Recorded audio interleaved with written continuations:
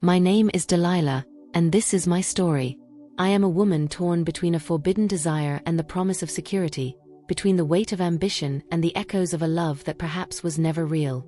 Not every betrayal is born from hatred, just as not every love saves. There are stories that tread the fine line between desire and destruction, where the protagonists are not merely victims of circumstance but of their own choices. The marketplace was as lively as ever, full of life and chaos. The aroma of spices blended with the strong scent of freshly baked bread and the sound of voices, vendors shouting their prices, customers bargaining, created a cacophony that, in its own way, had become familiar. For me, the market was a refuge. Among the crowd, I could disappear. Being invisible was my greatest skill, one I had learned early in life. But that day, something changed. He was standing near a stall selling dates, examining them as if there wasn't a single rush in the world. He was a large man, but it wasn't just his height or broad shoulders that drew attention. There was a strength in his posture, a magnetism that seemed to shrink the space around him. His thick, long hair fell over his shoulders like a mantle, and his eyes. Those eyes seemed to see more than just the surface. Samson. I had heard stories about him, everyone had. The invincible man of Israel who fought the Philistines with the strength of an entire army. But the stories didn't do justice to what I was seeing. He didn't just look like a warrior, he looked like a contained storm. There was something more, something I couldn't define, a weariness or perhaps a loneliness. Instinctively I looked away, but not quickly enough. He noticed, and a smile appeared on his face. Not one of arrogance, but something curious, almost disarming. Do you always watch people like that, or am I an exception? His voice was deep, but with an easy tone, as if more interested in the conversation than in intimidating me. Feigning distraction, I picked up a pomegranate from a nearby stall. Perhaps you should ask yourself why you draw so much attention. He laughed, a sound that seemed to thaw the air around us. Or maybe you're looking for something you didn't expect to find. For a moment, time seemed to stop. There was something different in the way he looked at me. It wasn't like the other men, whose gazes carried clear intentions. It was as if he was trying to decipher something in me, and that was dangerous. Before I could respond, someone called out to him, and he turned, disappearing into the crowd. But the impact remained. Something told me that wouldn't be the last encounter. The Philistines came in the dead of night, like shadows invading my home. Gideon led the group. He was a man who never needed to raise his voice to be heard. His presence alone was enough. Cold, calculated, like an invisible dagger pressed against your throat.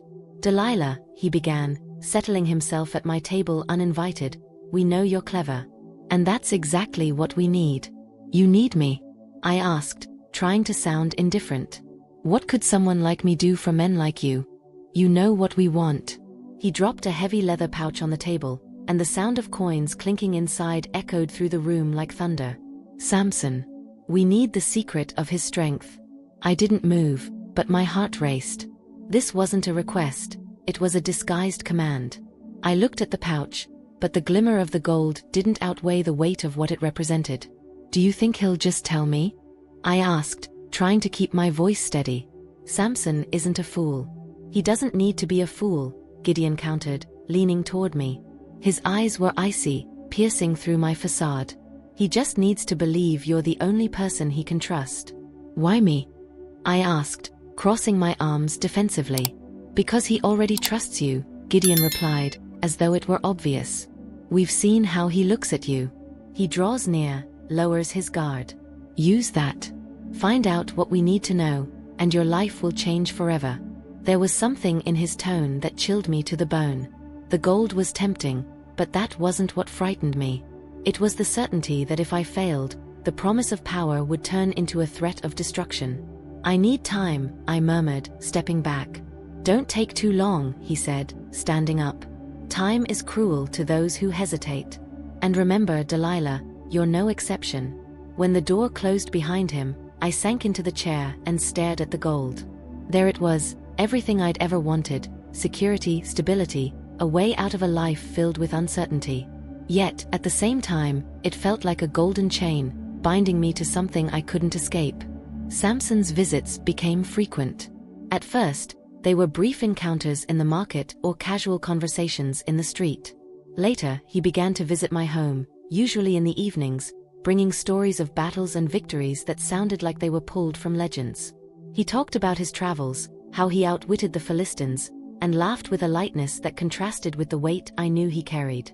But there was something else in his eyes, something I couldn't ignore. It was as though he was searching for something, a connection, perhaps a refuge. And, to my surprise, he seemed to have decided that I was that place. "You have a welcoming home," he said one evening, holding a cup of wine. "It's simple, but it has something that great houses and palaces lack." "What would that be?" I asked skeptically. "Tranquility," he replied, looking around as if absorbing every detail. "Something I rarely find in my life." I wanted to laugh but held it back. Tranquility? He had no idea of the chaos I carried inside. He didn't know the weight I bore each time he crossed that door. Yet, there was something in his words that struck me. "You don't seem like the kind of man who seeks tranquility," I countered, trying to shift the conversation. "Maybe because I've never had it," he said, with a disarming honesty. "My life was defined before I was even born. Strength, wars, victories, that's all that's expected of me. But sometimes, I wonder who I would be without it." For a moment, silence filled the space between us. I watched him, trying to understand the man behind the strength. And, for the first time, I saw something that made me hesitate: vulnerability. He wasn't just a warrior, he was a man carrying a burden he never asked for. "Maybe you should try to find that answer," I murmured, averting my gaze. "Maybe," he replied, with a smile that didn't quite reach his eyes. The following days brought more meetings, more stories, and with them, more guilt. I knew I needed to act. Gideon had been clear during his last visit. "Either you do your part, or we'll ensure Samson discovers who you really are." But every time I looked at Samson, the thought of betraying him felt more unbearable. That night, I decided to try. Waiting until he seemed more relaxed, I poured more wine than usual. He was sitting on the terrace, the light from the oil lamp reflecting in his eyes. He looked at peace, and that only made what I was about to do even harder. "Samson," I began, trying to sound casual, "have you ever thought about what makes you so special? Your strength. There must be something behind it, something that makes it possible." He laughed, a short sound that seemed to carry more than just humor. "You're curious, Delilah. Is that good or bad?" "That depends," I replied, forcing a smile. "I'm just trying to understand how you manage to carry so much weight and still stand tall."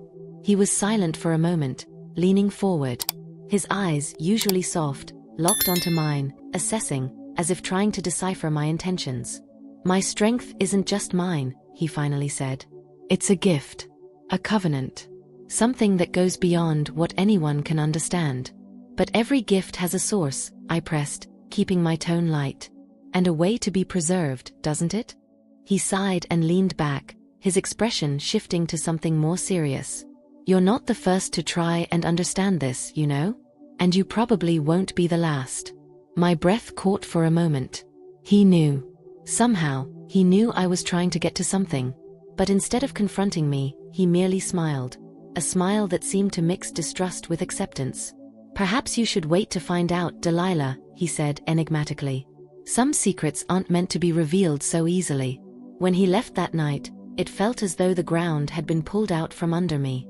I had failed, and Gideon would not accept another excuse. But what hurt more was knowing that, despite everything, Samson wanted to believe in me. And I knew I would end up destroying that belief. The air in my house felt heavier with each passing day.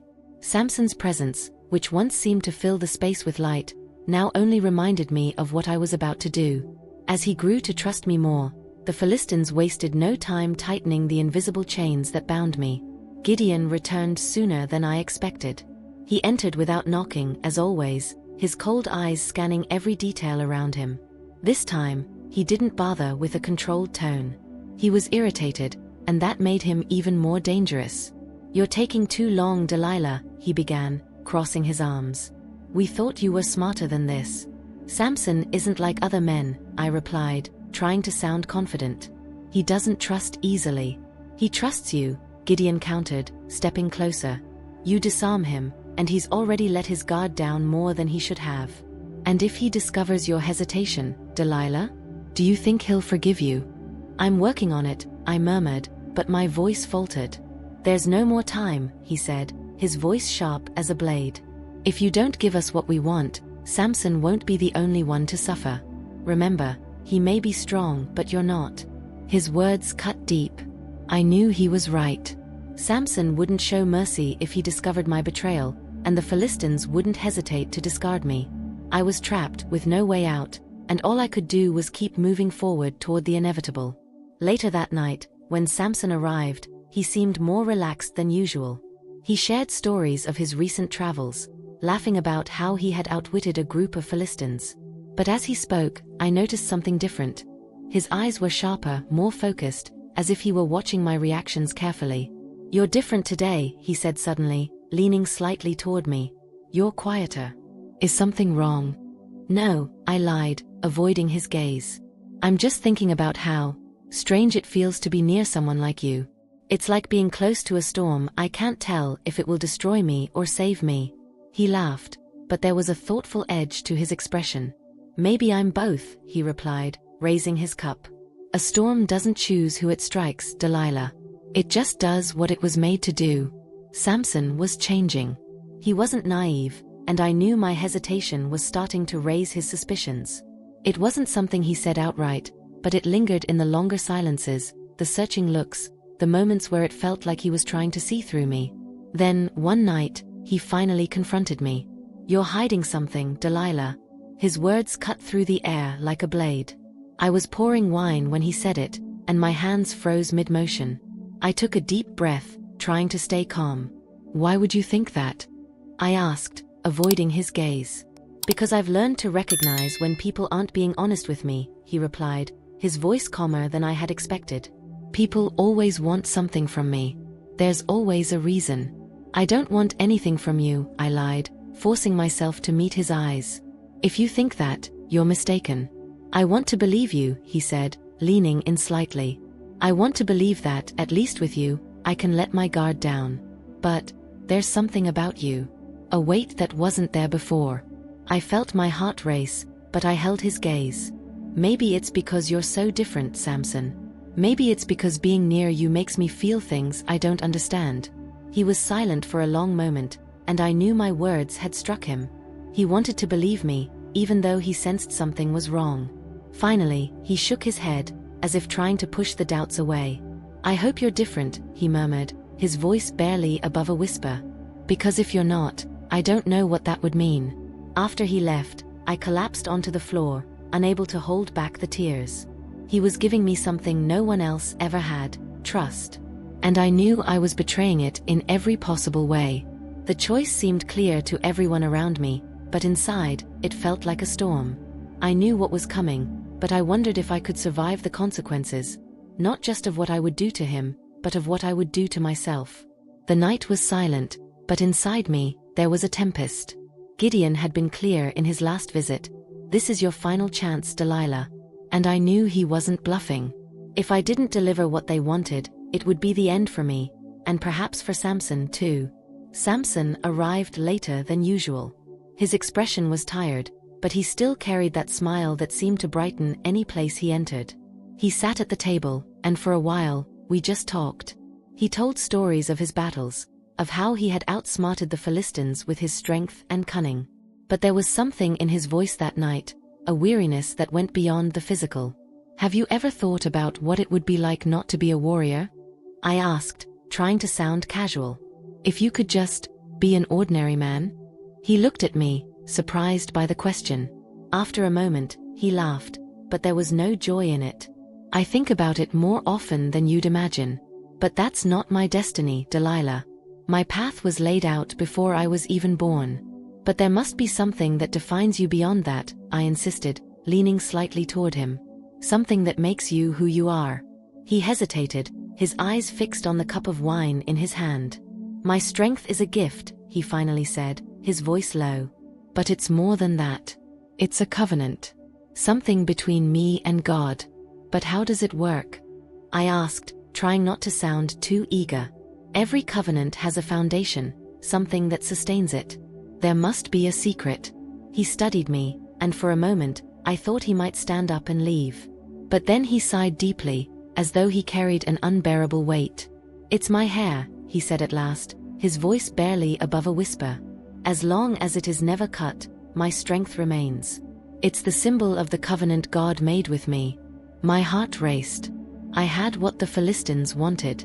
But as I looked at him, I didn't feel relief. I felt something much darker, guilt, pain, and the crushing weight of his trust in me. "Why are you telling me this?" I asked, my voice faltering.